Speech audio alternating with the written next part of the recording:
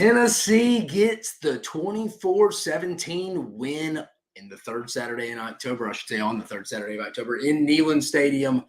Let's be honest, guys, a little bit of an ugly game across the board for both teams, especially offensively. Tennessee outlasts Alabama, though, gets their back-to-back wins against the Tide in Neyland. Hey, if you're a Tennessee fan, you got to light them up if you got them from that perspective there. But this episode, again, guys, I'm Dave Shumate, former personnel director in college football and around the SEC, joining you here from the SEC Unfiltered channel. Cole had to be somewhere, but I will react to Tennessee outlasting Alabama and Knoxville. But this episode, guys, or this reaction, guys, is presented by PrizePicks. Go to prizepicks.com and use code SECU at sign up to get, $50 instantly when you play your first $5 lineup. I can get my eyes checked at times, guys. But specifically to this game, what is there to say about this game, guys? I mean, 24-17 final. Yeah, third down wise, it's always a stat I like to look at. Tennessee went 7 for 15, Bama 3 for 14. So I think Bama was good in the first half defensively. Let's start off with Tennessee. I thought overall Tennessee's defense hung around, dude. Just kept them in the football game. Kept them in the football game in the first half. I mean, Tennessee was down 7 at half, gave up 3 turnovers, and missed 2 field goals. I mean, you couldn't have felt better about being down at half. This is back-to-back years that the team who's been down at half has came back and won the football game. I mean, Tennessee on defense, man, just keeps making plays. Like, just keeps their team in the game. I thought there were some plays to be had for Alabama. Alabama didn't take advantage of it. Jalen Milroe, I think, definitely had his worst game of the season this year. For sure this year. But I thought Tennessee, he was seeing ghosts. I thought in Knoxville. That's why I picked Tennessee to win this game. I didn't think Alabama was emotionally mature enough. Now, ability on paper, could they beat Tennessee? Yeah, if this game's in Bryant-Denny Stadium, Alabama may win it. But where this game was played and who and how undisciplined this Alabama team is, I didn't trust him to go win this game against a pretty good football team in Tennessee. I mean, I think both these teams are solid. Wouldn't call it great. I don't think either one of them have championship aspirations across the board here. I don't. I just don't. Maybe I'm wrong. I feel like when you watch both these teams, you didn't see good football teams, especially offensively. Nico, you can just tell the offense does not trust him. But again, he made some deep shots when he had to. Had to make some plays. Chris Brazzell down the stretch made some plays there for Tennessee. Dylan Sampson got going in the second half. Run game went going. How much did they go for? 214, average 5 yards a pop, 2 touchdowns. I mean, the offense made through 1 touchdown to Chris Brazzell. Was a hell of a snag. Pretty good ball there, too. That's when I felt like the momentum left for Alabama. From that perspective.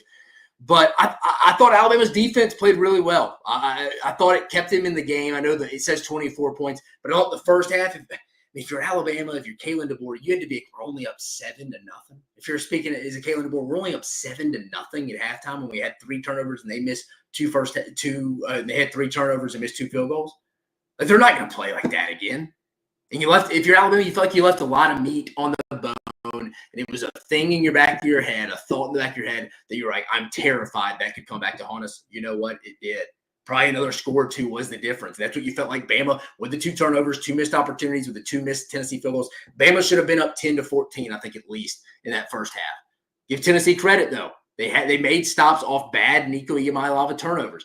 Give Tim Banks and his staff credit. I thought they brought pressure. Jalen Milroe was just off, dude. On those opposite hash throws, just could not consistently get them going. Again, I thought Nico kind of turned it around in the second half. Again, I didn't think Tennessee could have played as bad as they did in the first half. And that's where if you're Alabama, you had to feel like you left some meat on the bone. But if you're Josh Heupel in Tennessee and you went to that locker room at halftime, you'd be like, guys, I promise you, we can't play as bad as we did in the first half. Defensively, we could. Offensively and special teams, no. There's no way. It's only going to get better. So it came out and did. Was it awesome for Tennessee? No, it wasn't awesome at times in the second half. But they made more plays. Made a couple more plays than Alabama. I mean, what did Nico go? 14 for 27, 194, a touchdown and interception. Yeah, I mean, not great. Kind of been what he has been. Again, we all kind of wait for that game. Is this the second half that maybe pushes him over going to that Kentucky matchup next week? Is this kind of the game that kind of pushes him over to that maybe, potentially? I don't know. I'm just kind of asking a little bit. Or in 2 weeks, but like, I don't know. Maybe you keep waiting for that big Nico breakout game, complete game. First half was bad, guys. It was worse than the Florida game, in my opinion. But I thought Bama's defense was blitzing stuff. I thought Kane Womack had a good plan. Again, Alabama's secondary, folks, it was bad. It was limited on roster numbers anyways. They had 6 scholarship corners going into the year. You don't want that numbers even in a perfect year, much less when your coach retires. Caleb Downs, Trey Amos into the portal. You were going to be young, and 3 of those 6 folks, true freshmen. You were going to take your lumps in the back end. I thought the first half Bama did a really good job stopping the run. It's just, at some point, this defense isn't a great defense for Alabama, so their warts are going to show, and Tennessee took advantage of that in the second half, so you got to give Tennessee credit. I thought the second half for Alabama, they really did nothing outside of that one possession where they answered Tennessee's score to go retake the lead, and after that, they went and disappeared. I mean, you like their opening second half drive where they tried to establish the run, but Bama always just had a play on offense where they're like, all right, stay ahead of the chains, or it's 5-yard penalty, false start, or Jalen Milroe would just take a bad snap or a intentional grounding. If I'm a defense coordinator for Jalen Milroe right now, and I'm saying this off him playing probably his worst game of the season. For sure, not probably. Worst game of the season. You blitz him A-gap, he's going to drop back vertically. And he sometimes doesn't get outside the pocket, or sometimes if you're for the defense, he'll take a bad sack for like 10 yards, and it's 3rd and 12 now after you picked up 8 yards on first down. He commits really bad drive killers, not necessarily interceptions at times. And again, that first half interception in the end zone, bad. Jalen Milroe played bad. And again, this is an Alabama team, guys, that Jalen Milroe has to play well for them to beat good teams. That's what Tennessee is. Would I say Tennessee's a championship-level team? No, absolutely not. I don't even think the people who wear the brightest of orange will tell you that. Are they enjoying their cigars tonight? They put in the chat room what cigar you're smoking tonight too, guys, by the way. I'll shout it out. But are they probably thinking, oh, man, championship team here? No, but Tennessee's a good team. They're a pretty good team right now. But defensively, they're really good. Defensively, they're a championship team. Offensively, it leaves a lot desired, but Tennessee leaves with a 24-17 win over Alabama. Again, I think this just all goes back to Alabama just leaving a lot of meat on the bone in the first half. That's kind of what I think it is. And Jalen Milroe just not playing well. I mean, it wasn't like Nico really outplayed him, just made a couple more deep shots late. Thought both defenses played pretty well, especially Tennessee's. Turnover, Alabama was what, +1 in turnover? Yeah, Bama was +1 in turnover. Again, a lot of them were in that first half. Penalties, Alabama 15, Tennessee 11, so they were both in double digits. Remember 2022, Alabama had 17, so they were getting up. Alabama just over the last, 2 years has had, 42 penalties in this game? Almost. 32 penalties in the last 2 games at Knoxville. That's rough, man. Bama had 2 turnovers themselves. Like I said, they were +1 in turnover margin. Really not much in the second half. If you're an Alabama fan, you'd like to see them take advantage of that more in the second half.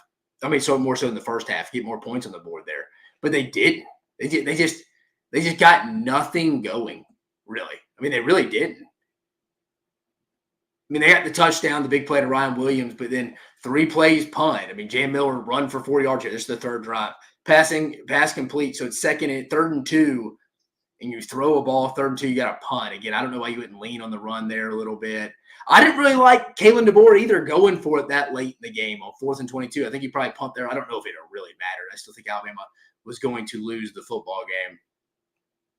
But, overall, they just did not take advantage of it. And Tennessee did. You got to give Tennessee credit. They played it. They got better in the second half. They played the better football game in the second half. And if you're Alabama, you just got to go back, watch the film. We had our chances in the first half. That's where we should have put them away. Again, I don't think you were blowing Tennessee out because Tennessee's defense is too good. But you could have been up 14, maybe even 17, 10 to 17 points at half. And I know Tennessee blew a 13-point lead last year in Bryant-Denny. So it's possible Tennessee could have came back. But maybe that extra score was just enough to win this game. Yeah, that's where you're a little frustrated. Like, that's the first game you watch the offense, you're like, yeah, you just didn't get it done. This team just doesn't play complementary football, man. One weekend, the Alabama offense will play well, and the defense hasn't been. And today, the defense played well enough to win. The offense didn't. Talking about Tennessee, I think a manageable schedule down the stretch here, though, guys. I mean, you think about it, Tennessee's got a lot to improve on. Again, I don't think this is a championship team, but this is definitely a playoff team. From an ability standpoint and schedule, you're off next week, then you host Kentucky on November 2nd, Mississippi State on November 9th, at Georgia, UTEP, and at Vandy. I mean, if you win all three of Kentucky, Mississippi State at home, and at Vanderbilt, which is doable. You should at least get two, with two of them being at home. You lose to Georgia, you're 10-2, you're probably in the playoffs. So that's how big of a win that was for. I think Tennessee needed this game more than Alabama from a schedule standpoint. I still saw something. Alabama's a 49% chance to make it. Again, if Bama won out, they're probably in. But I think Bama's got a tough matchup against Missouri at home next week, who maybe have figured some stuff out offensively in the fourth quarter. Again, this Alabama against Auburn. Alabama is not good enough. Anybody in the SEC probably outside of Mississippi State can beat Alabama this year the way they play. I mean, they didn't put a complete football game together. They put a complete half against Georgia, like we all know and talked about. But never since then. But never since then. But if I'm Tennessee, got to be fired up about Nico making some plays when he had to in the fourth. Now, did he get some help in Nick Brazel? Yeah, absolutely. But again, that's what you rely on your playmakers to make plays in these games.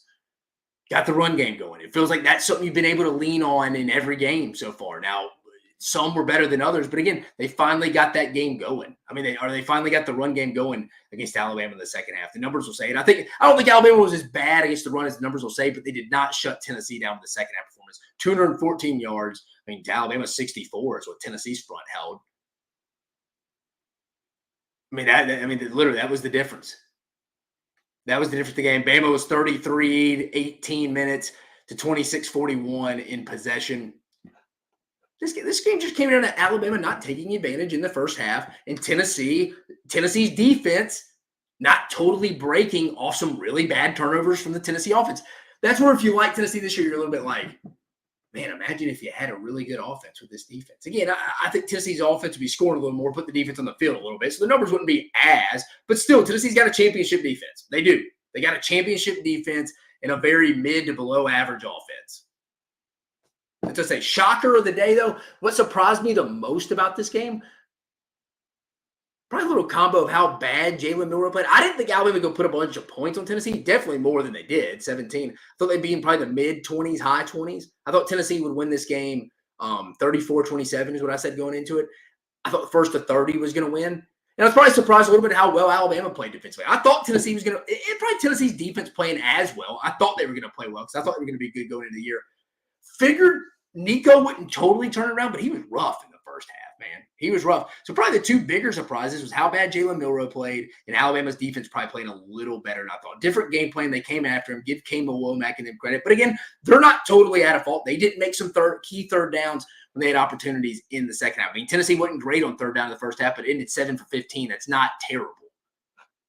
That's not terrible. So looking forward to Tennessee, you got to feel good about your schedule coming up. Kentucky, Mississippi State at home. Those are two you should get at home if you're a college football playoff team.